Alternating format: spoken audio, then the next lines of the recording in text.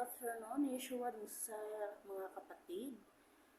Happy Valentine's Day, February 14, 2024 today. Kamusta kayo? Ito pala si Lulu or Simon, the Toxiducat. Maingay siya sa ilalim kasi gutom. Naghahanap ng makain. Ayan.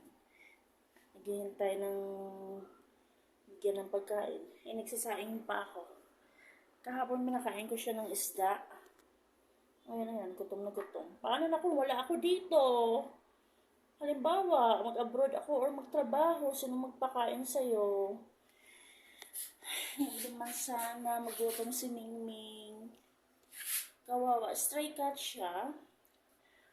Actually, ganito na siya kalaki nung lumapit sa akin. Pinapakain ko siya kahit ano. Minsan binibilang ko siya ng cat food.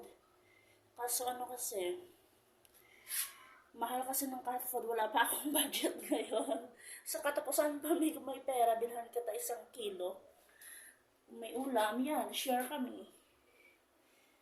Kung makikita ako ng trabaho dito, God will, makakain ka. Pero kung mag-abroad ako, kawawa ka. Sino magpakain sa'yo, kaya patabain kita bago ako umalis ng sakali. Ay, mahirap ang buhay. Tiis-tiis lang.